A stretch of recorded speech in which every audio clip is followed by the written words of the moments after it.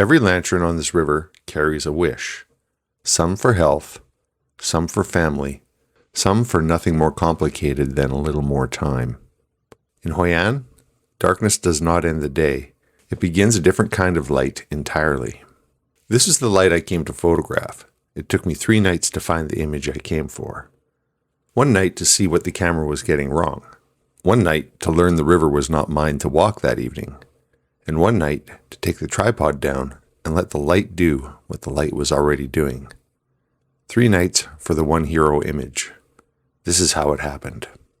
The lantern tradition in Hoi An goes back to the 16th and 17th centuries, when this was one of the most active trading ports in Southeast Asia. Merchants arrived from Japan, China, Portugal, and the Netherlands. They came for silk and spices. They brought their own ways of marking time and honoring the dead. In Chinese and Japanese culture, lanterns are not decoration. They mark celebration. They honor ancestors. They guide the living through darkness and the departed to wherever they're going. What remains here is the residue of centuries of cultural contact left in one place. Nobody arrived with a reason to stop, so the light stayed. The first thing the camera does at this river is get it wrong. The metering system looks at the scene. Extreme bright points where the lanterns are, deep shadow everywhere else. It tries to expose for the darkness, which blows out every lantern in the frame. The lanterns become white voids. The detail in the silk, the color, the quality of light that's the entire reason to be here is gone. The correction is spot metering. Meter off a single lantern of middle brightness, not the brightest one, but lock that exposure and work from it. Once I do that, the lanterns hold their color. The brightness around them becomes depth rather than problem. I set a custom white balance at 3000 Kelvin and leave it there for the night, and for every night that follows. This can also be adjusted later in post-production with DxO Photolab. I shoot for 2 hours in the first night, and I get nothing I'd print. What I get is the camera now agreeing with me about what the light actually is, which is the entire work of the first night along the river. I come back the second night more confident. Spot metering set, custom white balance set, the frame solved in principle. All that's left is the position. The river has other plans. The celebration of Reunification Day is still in full swing, the 50th anniversary of the end of the war. The whole country is celebrating, and Hoi An is filled with travelers who came specifically for this week. The old town that was a quiet place in the morning is now shoulder to shoulder. Have you ever arrived at a place where you spent a year planning to photograph and realized the night did not belong to you? I tried the Japanese covered bridge first, the obvious position. Tonight the bridge is a queue of people standing in front of it for photographs of themselves. I can't set up a tripod without becoming a problem for 30 other people. I walk downstream, 200 meters, and quieter on any other normal night. Tonight, it's the second favorite spot for everyone with the same idea that I had. I find a section of riverbank that no one has claimed and set the tripod up. The frame fills with people before the shutter even opens. Every long exposure ends with a person walking through the bottom third of the image. The light's there, the composition is not. The tripod becomes a problem in a way that wasn't there the night before. On night 1, it was the right tool. On night 2, it's in the way of someone else's celebration. Good photography is often about position, but there is a result that nobody puts into words. Some nights there is no position, and tonight it's saying the river is not yours. I take 3 frames that I'll keep, not as an image, but as proof that I was there.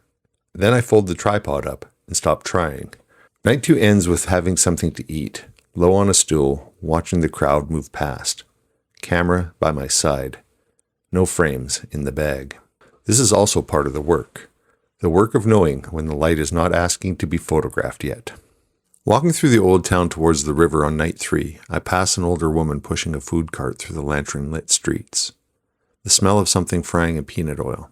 Nobody is photographing her. Every phone on the street is raised towards the lanterns overhead. But she's been pushing that cart through this town longer than most of those lanterns have been burning. She's the best light on this street. Night 3, the crowd is thinned to something more workable. Not empty, This is still Hoi An. But there's room on the riverbank again. 2 nights, no image yet. And the question I've been asking myself, is the image I came for going to arrive at all? Before I set up the tripod, I stop and watch a scene. A woman sits here through the whole evening with paper lanterns arranged in every color, whatever color you choose. She lights the candle with a long match and hands it across to you. And you lean over the river and let it go. The whole exchange takes less than a minute, and she's done it 10,000 times. And she does it with the same care as the first time. The wish is yours, the practice is hers. 3 meters from where I'm standing, the lanterns and boats are passing close to the bank. I drop the exposure deliberately, a third of a stop, then a half stop. The lanterns become the brightest thing in the frame, and everything around them falls into a deeper, richer darkness. The colors hold. Underexposing slightly is how I find the color the camera kept trying to dilute in the first night. I shoot for an hour like this, handheld, underexposed, ISO pushed, working close. The frames I bring home from this hour are the ones I'll print. Not the long exposures from the bridge. Those are beautiful. They are the picture I came to make, but they're not the picture the river was actually offering me. 3 nights in, the question I'd been afraid to ask answers itself. The image arrived. A few frames, not a portfolio, just a few frames. That's how this kind of work pays. You give it 3 nights and you get back enough. I want to show you the one frame from this hour that took the longest to see. The settings? F8.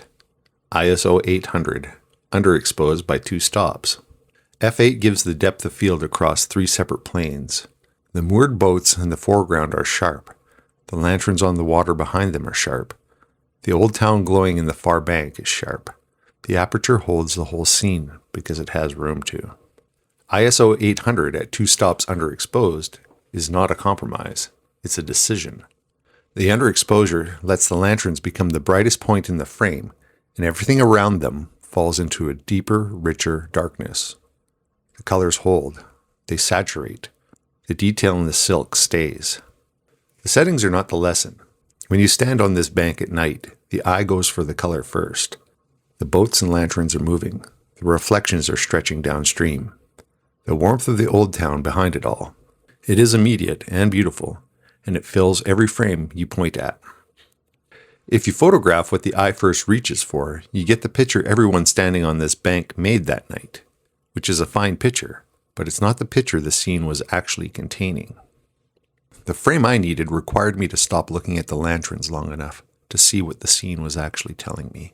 Moored wooden boats against the near bank, old and heavy. Their bows angled outward into the frame, pulling the eye from the near bank across the water toward the light behind them. 3 planes of depth. Near, the boats. Middle, the lanterns on the river. And far, the old town, holding the color. Without the boats, this is a photograph of lanterns. With the boats, this is a photograph of a place. The foreground earns the light behind it. These boats were on the bank all 3 nights. I walked past them on night 1. I stepped around them on night 2 while the crowd pushed past. On night 3, I finally stopped long enough to look at them. Not as obstacles. As the geometry the composition was built on. That's where the image begins. One quiet observation I made while I climbed up the bank. The light here does not run on a schedule. It doesn't have a golden hour. It doesn't wait for me to be ready, and it doesn't care that I have a tripod. It glows as long as the candle lasts, and then it drifts away. And I find myself thinking that this is what a different kind of life would feel like. A life where the light is not something to be waited for once a day, but something that arrives in small, repeated pieces if you stay long enough to notice them. 3 nights on this river, and I'm not the same photographer I was at the start of the week. I'm also not the same man, which is its own kind of reconnaissance. There's a specific kind of light that only exists after dark in a place like Hoi An. Not the dramatic light of an Okanagan sunrise. Not the compressed neon of Saigon at 10 o'clock. Something quieter. Lantern light is soft in a way that daylight almost never is. It wraps around faces and surfaces, without hard edges that direct sun creates. The river carries it. The reflections move and stretch and dissolve into the current. I spent 20 years working in landscape light. Light you wait for. Light with a direction and peak and a specific window. This light doesn't behave that way. It glows just as long as the candle lasts, and then it drifts. What 3 nights on this river taught me is that this kind of light has its own logic. You cannot impose your own on it. Night 1 taught me that the camera gets it wrong. Night 2 taught me that the river is not mine to walk. And night 3 taught me to take the tripod down and meet the light where the light was already happening.